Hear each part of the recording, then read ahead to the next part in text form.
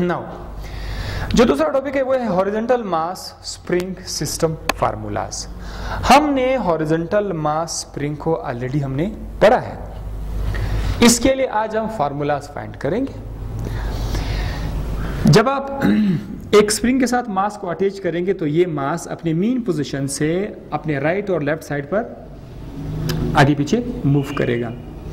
तो जब ये मूव करेगा इसका अपना टाइम पीरियड भी होगा, इसका अपना वेलोसिटी भी होगी, तो हम इनकी फ्रीक्वेंसी भी होंगी। हम इनके लिए फार्मूला बस बनाएंगे कि मास स्प्रिंग सिस्टम के टाइम पीरियड का क्या फार्मूला है, फ्रीक्वेंसी का क्या फार्मूला है और वेलोसिटी का क्या फार्मूला है। यही दिखा देते आपको। एंगुलर फ्रीक्वेंसी, अब आप हैरान हो जाएंगे कि इधर तो दायरे में घूम ही नहीं रहा है, स्प्रिंग तो मास तो दायरे में नहीं घूम रहा है, तो हमने इधर एंगुलर फ्रीक्वेंसी का लफ्ज क्यों लिखा है। दरअसल अभी तो ये बात साबित हो गया है कि जो बॉडी सर्कल में मूव कर रहा है वो बिल्कुल ऐसा लग रहा है कि वो मास अटैच स्प्रिंग है, जैसे पिछले लेक्चर में हमने साबित किया था। तो लिहाजा इसके साथ हम लोग एंगुलर फ्रीक्वेंसी लिखते हैं। तो एंगुलर फ्रीक्वेंसी का जो निशान है वो वही ओमेगा है। ओमेगा एंगुलर वेलोसिटी को भी शो कर रहा है, लेकिन यहाँ पर एंगुलर फ्रीक्वेंसी को शो कर रहा है। Angular frequency is equal to √k/m। k क्या चीज है, ये हमारे पास स्प्रिंग कांस्टेंट है, और m क्या चीज है, मास ऑफ द ऑब्जेक्ट। अब इसका मतलब क्या है कि एंगुलर फ्रीक्वेंसी जो है वो स्प्रिंग कांस्टेंट और मास पे डिपेंड करती है। उसके बाद दूसरा फार्मूला किस चीज़ का है, दूसरा फार्मूला है टाइम पीरियड का। टाइम पीरियड है क्या चीज़, ये हम ये भी पढ़ चुके हैं। एक वाइब्रेशन मुकम्मल करने में जितना टाइम लगता है this is called as time period. ये मास जब एक चक्कर मुकम्मल करेगा तो जितना टाइम लगे उसका लेस टाइम पीरियड। इधर टाइम पीरियड का फार्मूला क्या है, t is equal to 2π√k/m। यहाँ मैं आपको बताता चलूँ कि मास स्प्रिंग का टाइम पीरियड डिपेंड करता है मास पर। मास को ज़्यादा या कम करने से टाइम पीरियड भी कम या ज़्यादा हो जाएगा।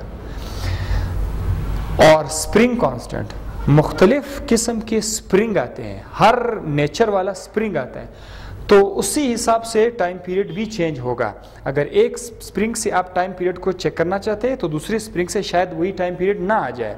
तो ये दो चीज़ों का मोहताज है, मास का और कांस्टेंट का। बाकी इसके अलावा टाइम पीरियड किसी भी चीज़ पे डिपेंड नहीं करता। कल को अगर किसी MCQs में आ जाए कि अगर स्प्रिंग की जो लेंथ है उसको बढ़ाने से या कम करने से असर आएगा, तो नहीं। क्यों? क्योंकि फार्मूले में स्प्रिंग की लेंथ का जिक्र है ही नहीं, फार्मूले में जिक्र मास और k का है, लिहाजा ये इसी पे ही डिपेंड करता है। तीसरा जो फार्मूला है वो है फ्रीक्वेंसी। किस चीज की फ्रीक्वेंसी, इस मास का जो स्प्रिंग के साथ अटैच है इसकी अपनी फ्रीक्वेंसी भी आती है। अब फ्रीक्वेंसी क्या चीज है, एक सेकंड में कितना चक्कर मुकम्मल करते हैं एक ये मास, एक सेकंड में कितने चक्कर मुकम्मल करते हैं। अगर एक सेकंड में 2 चक्कर मुकम्मल करते फ्रीक्वेंसी 2, एक सेकंड में 3 चक्कर मुकम्मल करते फ्रीक्वेंसी 3 एंड सो ऑन। तो हर SHM का फ्रीक्वेंसी भी आती है। हम लोग फ्रीक्वेंसी फाइंड करने के लिए क्या फॉर्मूला लिखेंगे, 1/2π√m/k। इधर ये 2π इधर है तो आप उसको 1/2π कर दें और m को ऊपर करके k को नीचे ले आए तो उसका फार्मूला हो जाएगा, फ्रीक्वेंसी का फार्मूला बनेगा। लास्ट जो फार्मूला है वो वेलोसिटी का है। वेलोसिटी 2 तरह का है, एक है इंस्टेंटेनियस वेलोसिटी और एक है मैक्सिमम वेलोसिटी।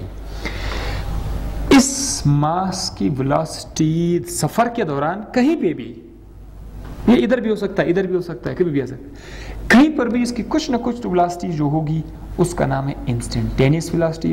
और एक और पॉइंट भी आ रहा है जिसमें इसकी वेलोसिटी सबसे मैक्सिमम हो जाती है, उसका नाम है मैक्सिमम वेलोसिटी। तो इंस्टेंटेनियस वेलोसिटी का फॉर्मूला क्या है, v इज इक्वल टू, ये जो इस वक्त v है ये इंस्टेंटेनियस वेलोसिटी शो करे, मतलब वेलोसिटी पॉइंट n की मास m की वेलोसिटी किसी भी जगह पर किसी खास पॉइंट पर is equal to x0 under root k upon m 1 minus x square upon x. अब यहाँ पर सब चीज़ें क्लियर है। x नॉट क्या है? एम्पलीट्यूड है, k spring constant, m mass, x displacement का स्क्वायर एंड एम्पलीट्यूड का स्क्वायर। मैक्सिमम वेलोसिटी का फॉर्मूला क्या है? मैक्सिमम वेलोसिटी का फॉर्मूला v नॉट है और इसको हम लोग शो करें v nought is equal to x nought under root k upon m। वैसे इसमें फॉर्मूले में ये सब कुछ क्यों कट जाता है? क्योंकि इसकी रीज़न ये है कि स्प्रिंग पर अगर थोड़ा सा गौर करें, जब ये मास आगे पीछे मूव करना शुरू करेगा तो किस पॉइंट पर इसकी वेलोसिटी सबसे ज़्यादा होगी?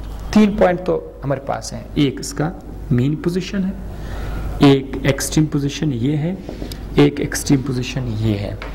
किस पॉइंट पर इसकी वेलोसिटी सबसे ज़्यादा होगी? जब ये यहाँ पर आएगा इधर तो रुक जाएगा, इसकी वेलोसिटी तो 0 हो जाएगी, लेकिन आते हुए वापसी पर जब अपनी मीन पोजीशन पर आ जाएगा, मीन पोजीशन पर इसकी वेलोसिटी सबसे ज्यादा होगी। यहां से इस तरफ आते हुए इसकी वेलोसिटी वापस कम होती जाती है, कम कम कम, और यहाँ पर आकर 0 हो जाती है। लिहाजा सबसे ज्यादा वेलोसिटी जो है मीन पोजीशन पर है। अगर मैं आपको मिसाल बताऊं कि इस तरह के पहाड़ है, इधर आप खड़े हैं, आप यहां से चलना शुरू करते हैं तो आप तेज हो जाएंगे, ठीक है? कब तक आप तेज होते जाएंगे, यहां पर आते हुए आप सबसे ज्यादा स्पीड अप हो जाएंगे, लेकिन चढ़ते वक्त वापस आप स्लो हो जाएंगे। तो यहां पर आपकी वेलोसिटी सबसे ज्यादा है। जिधर वेलोसिटी सबसे ज्यादा होती है वहां पर डिस्प्लेसमेंट कितना है? डिस्प्लेसमेंट इधर कितना है? जब आप इधर से जा रहे हैं तो आपका डिस्प्लेसमेंट बढ़ रहा है, वापसी पर आते हुए आपका डिस्प्लेसमेंट कम हो रहा है। मीन पोजीशन पर आकर आपका डिस्प्लेसमेंट 0 हो जाता है।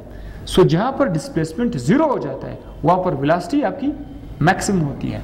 इसीलिए ये फैक्टर जो है डिस्प्लेसमेंट और एम्पलीट्यूड का हम लोगों ने निकाल दिया है। मैक्सिमम वेलोसिटी में सिर्फ k under root k upon m आया हुआ है, बाकी फैक्टर्स रिमूव कर दिए गए। सो नेक्स्ट टॉपिक में इंशाल्लाह आपसे पेंडुलम के बारे में बात करते हैं।